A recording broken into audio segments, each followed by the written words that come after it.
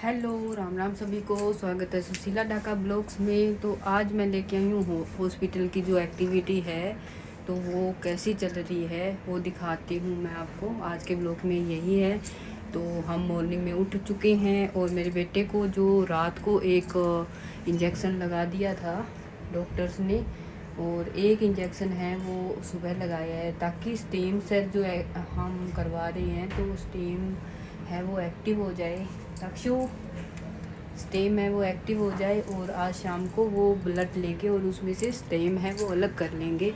तो पिछली 2 बार हम आए थे तो फर्स्ट टाइम हमारा एमआरआई और पीटी स्कैन दोनों हुआ था, लेकिन इस बार है वो एमआरआई और पीटी स्कैन नहीं थे।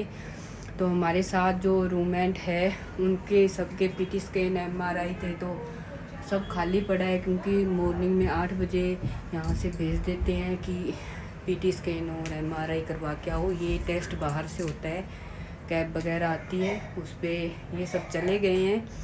और ये दुबई का पेशेंट है, तो अतिथि देवो भव वाली यहाँ पर चल रहा है क्योंकि सबसे पहले इनका बेड साफ़ हो चुका है अच्छे से और हमारी बेडशीट अभी आई नहीं है इंडियन लोगों की, तो वो आने वाली है अभी। तो चलो कंटिन्यू करते हैं आज का ब्लॉग।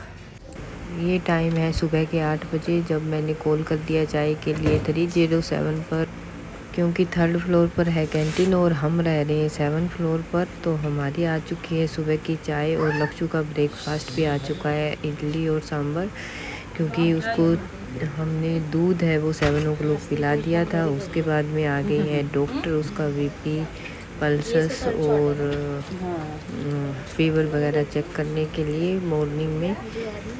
तो ये तो बहुत बार आता है, दिन में बहुत बार आती है, तो मैंने कुछ ही वीडियो बनाई है, आपको ज़्यादा बोर नहीं किया है। तो इसका बीपी और पल्सेस चेक करके और थोड़ी सी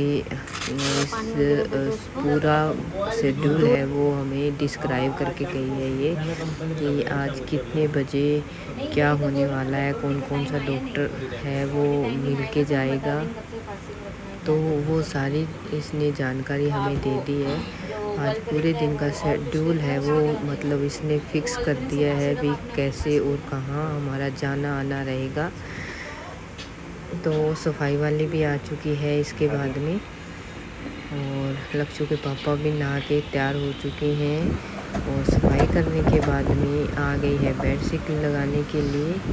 तो हमारी भी बेडशीट हो गई है चेंज, क्योंकि हमने ही बोला था थोड़ा लेट चेंज करना क्योंकि लक्ष्य को नहलाना वगैरह होता है, तो उस बेड पे उसको तैयार करना और थोड़ा, क्योंकि वाइट कलर की बेडशीट है और थोड़ा ख़राब हो जाता है। गांठ लगाने वाला तरीका सही है इसका, ये तकनीक हिलती नहीं है बेडशीट वगैरह। तो कॉर्नर पर कैसे गांठ लगा के और फिर सेट करके जाते हैं कि बेडशीट हिले ही ना, और हिलती भी नहीं है। लक्ष्य को चेयर पर बिठा दिया थोड़ी देर के लिए ताकि ये खेल सके। और हमारे सामने पड़ोस में आ गए हैं नेपाल से, और जब मैं बाहर घूमने गई तो मुझे दिखा कि एमआरआई और पीटी स्कैन बच्चों का हो रहा है और वो बाहर से कैसे आ रहे हैं। और दोपहर के लगभग 11 साढ़े 11 बजे आ गई है लक्ष्य की रावा खीर, जो हमने ही ऑर्डर की थी। तो मैं खिला रही हूँ रावा खीर, वो दिखा रही हूँ आपको कि कैसे ये इसको खाना खिलाना कितना मुश्किल का काम है, क्योंकि मैं दोनों पैरों से इसके हाथ पकड़ के और फिर अपने हाथ में, एक हाथ में चम्मच है और दूसरे में इसकी कटोरी खाने की, तो बड़ी मुश्किल से खाना खाता है या 1-1.5 घंटे में बार बार बाहर निकाल के। और अगर इसके हाथ मैं छोड़ देती हूँ, पैर से पकड़ रखे हैं जो, तो पूरा ये खाना है वो गिरा देता है हाथ से। लक्ष्य को खाना देने के बाद हमने भी अपना खाना खा लिया है। आज भी बहुत अच्छा है खाना, लौकी की सब्ज़ी, मूंगी की दाल। और खाना खा के आ गई हूँ बाहर की तरफ घूमने के लिए, जहाँ पर एक अनदर कंट्री से माँ और बेटी जो आए हैं, जो खेल रहे हैं यहाँ पर 8th फ्लोर पर है वो बच्चों के खेलने की जगह है। वो बाद में कल दिखाऊंगी मैं आपको। तो वहाँ इसको खेलने के लिए लेके आई थी। ये अभी जा रही हैं, 2 लगेंगे, 1 और लगेगा। अभी आ गई हैं वापस से। डॉक्टर नर्स सिस्टर्स हैं जो इसका इंजेक्शन लगाने के लिए तो इसमें ना क्या वो नहीं करना। और चाय वाला आ गया है चाय देने दोपहर की 4 बजे की। और इसके साथ काफ़ी देर तक मजाक की हस्बैंड ने। तो चाय पीने के बाद में ये 5 बजे का हमने मंगवा ली है फ्रेंच फ्राइज। और लक्ष्य का जो है साइक्रोट्रिक्स बोलते हैं जिसको, वो डॉक्टर आके यहाँ पर इसके बारे में क्या इम्प्रूवमेंट आया वो लिखने लग गया है। और सिस्टर है वो एक बार फिर से आ गई है चेकिंग के लिए। इस बार ये बैठा है तो बैठ के ही इसकी सारा चेक करवा दिया है। तो इस सिस्टर के जाने के बाद में आज आ गई है एक ओटी की जो ऑक्यूपेशनल थेरेपी करवाने वाली, जो लक्ष्य के करवाने वाली है अभी। तो वो भी पीछे का सब देख के और सारा बायो डाटा लेके जाती हैं। और फिर आ गया हमारा शाम का खाना। शाम का खाना बहुत ज़्यादा अच्छा था क्योंकि सोयाबीन की एक सब्ज़ी और दाल और एक मिक्स वेज थी। और इसके बाद में आ गया है ये यहाँ पर हॉस्पिटल को संभालने वाला जो पूछने आया है कि यहाँ पर किसी प्रकार की तकलीफ़ या किसी प्रकार की कोई कंप्लेन है तो बताइए। ये हमारे ब्रोन मेरो का टाइमिंग आ गया है जो कल आज रात 12 बजे से लक्ष्य की फास्टिंग हो गई है शुरू। और जब तक दोनों प्रोसेस नहीं हो जाते तब तक उसको भूखा ही रखना है पूरा बिना खाए पिए, क्योंकि लक्ष्य तो अननॉर्मल है, कोई जानता नहीं है कैसा भूखा रखना है या नहीं है, उसको कम ही पता चलता है। और बच्चे जो ऑटिज्म के बच्चे आए हैं तो वो भूख से बहुत बुरी तरह से तिल मिला जाते हैं, एकदम से शोर होता है पूरा कि हमें खाने के लिए, तो भागते हैं इधर उधर।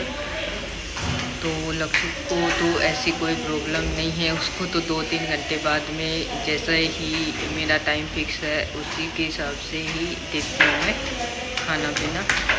तो हमें मिला है सुबह 7 o'clock का टाइम। वो फर्स्ट राउंड होगा जिसके अंदर राइट साइड से टमी के लक्ष्य के एक इंजेक्शन से ब्लड निकालेंगे और वो ब्लड है उसमें से स्टेम सेल अलग करके और फिर लगभग 3-4 घंटे के बाद में वापस उसकी जो स्पाइन है उसके अंदर इंजेक्ट कर देंगे। तो ये कल का प्रोसेस रहेगा। कल मॉर्निंग में 7 o'clock शुरू हो जाएगा, लेकिन आज पूरी रात जागना है क्योंकि पूरी रात प्रोसेस चलने वाली है। कभी डॉक्टर आएगा, कभी उसको है वो ड्रिप लगेगी, कभी इंजेक्शन लगेगा और पूरी रात का एक हैट्रिक शेड्यूल है ऐसे मान सकते हैं। और कल सुबह मॉर्निंग में 7 o'clock से पहले ही 5 o'clock शुरू हो जाएगा कि ये ड्रेस पहना दो, ऐसे कर दो, ऐसे कर दो। तो आज का ब्लॉग इतना ही। कल के प्रोसेस है वो मैं कल ब्लॉग में दिखाऊंगी। कंटिन्यू देखते रहिए कि स्टेम सेल क्या होता है। भगवान ना करे किसी भी बच्चे को इस पोजीशन से गुजरना पड़े, लेकिन हमें तो देखना मजबूरी है। लेकिन आपको पता होना चाहिए कि क्या होता है, स्टेम सेल का ट्रीटमेंट है वो कैसे कैसे बच्चों के साथ होता है। तो भगवान से ये भी प्रेयर है कि और किसी भी बच्चे को ऐसी प्रॉब्लम ना हो और ऐसा ट्रीटमेंट भी किसी को ना करवाना पड़े। तो आप सभी कल के लिए है वो प्रेयर कीजिए कि सब अच्छे से हो जाए और मेरा बेटा है उसको भी ट्रीटमेंट है वो लग जाए और वो चलने बोलने लग जाए, तो ये बहुत बड़ी बात होगी मेरे लिए। तो आपकी दुआ भी साथ में होगी तो बहुत काम करती है। कहते हैं ना, दुआ लग जाती है, दवा नहीं लगती। वहाँ